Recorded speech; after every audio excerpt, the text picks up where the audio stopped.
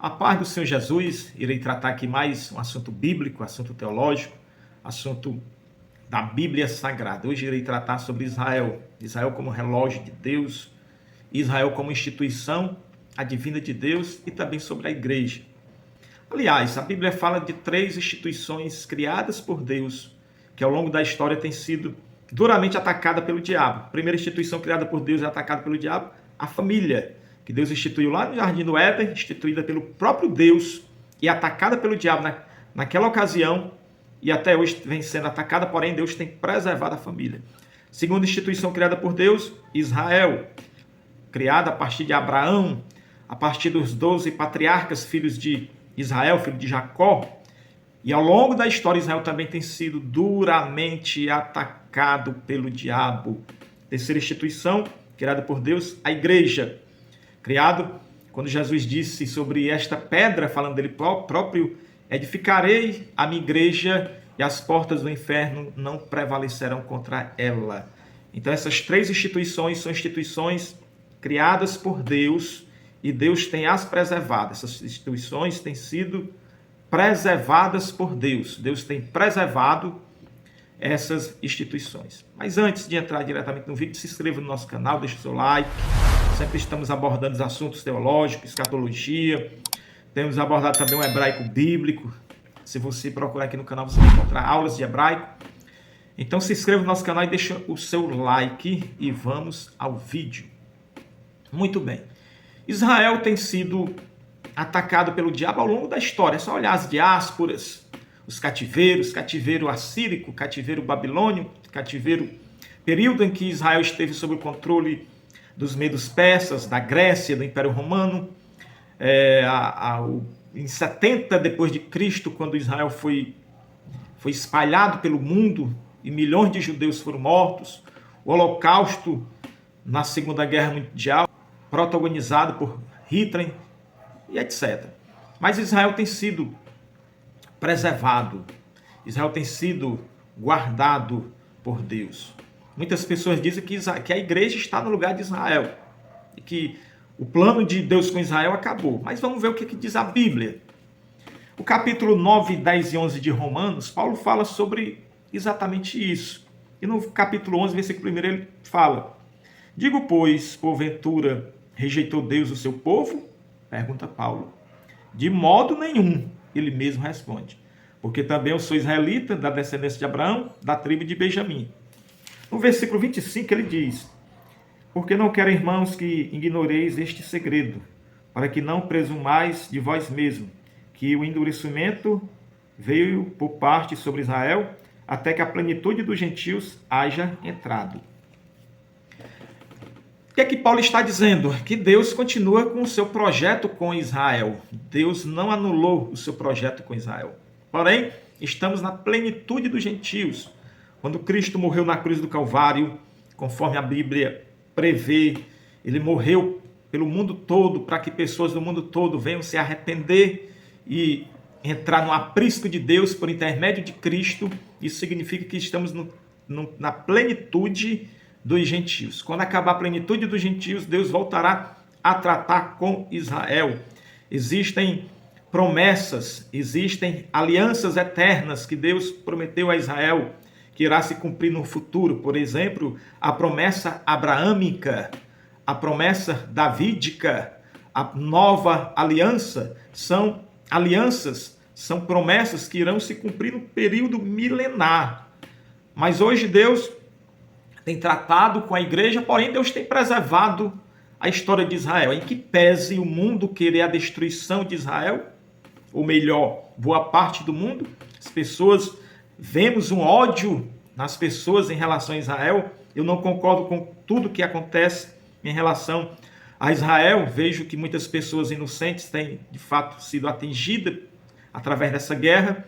Porém, eu entendo que Israel tem que se defender. Se Israel ficar de braços cruzados, será extinto. Significa a extinção do Estado judeu. Israel, ele tem que se defender. A igreja deve orar para que Israel venha elaborar estratégias para minimizar e não atingir as pessoas inocentes, porque esses grupos terroristas são covardes, colocam pessoas civis como escudos, e as pessoas que têm um ódio por Israel, que criticam e esquecem, né? Quando esses grupos terroristas invadiram, no caso o Hamas, invadiu o território israelense matando mulheres, matando crianças, colocando crianças em gaiolas.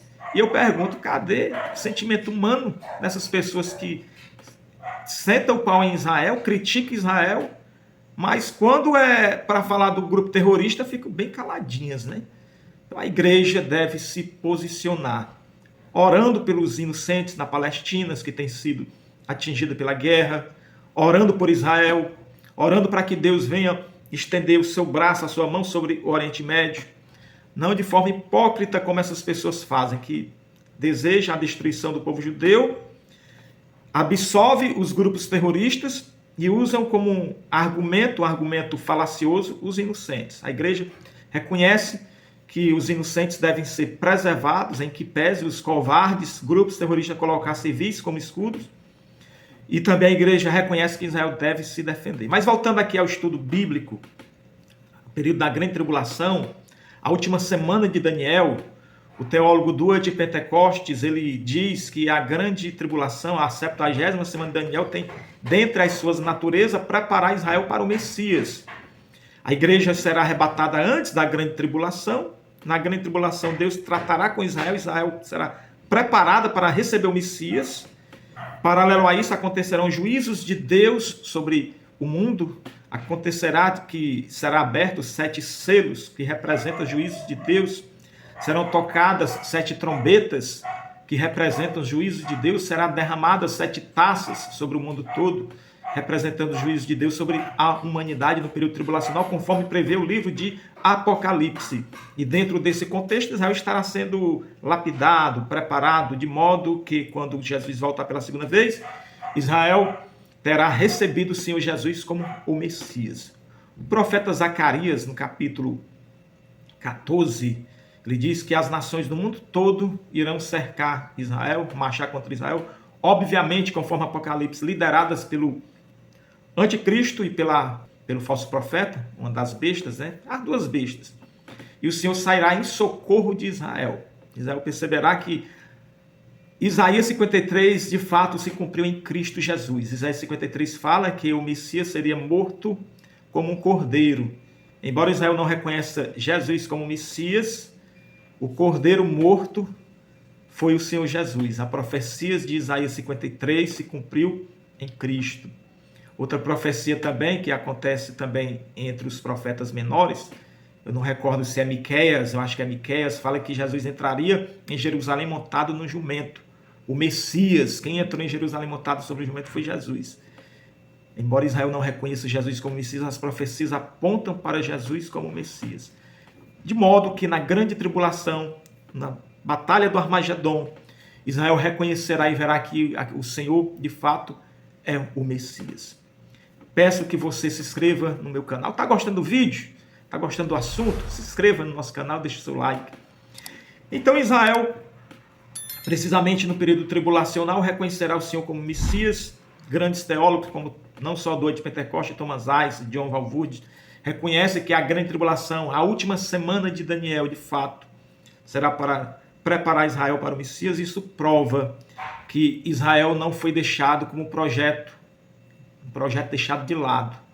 O projeto de Deus com Israel não foi anulado. Conforme Paulo fala em Romanos 11 e outros textos bíblicos, conforme a própria Bíblia mostra de forma categórica que Israel continua dentro de um plano divino, ou seja, Deus está sempre preservando a história de Israel para que no futuro escatológico as promessas de Deus para com Israel venham se cumprir.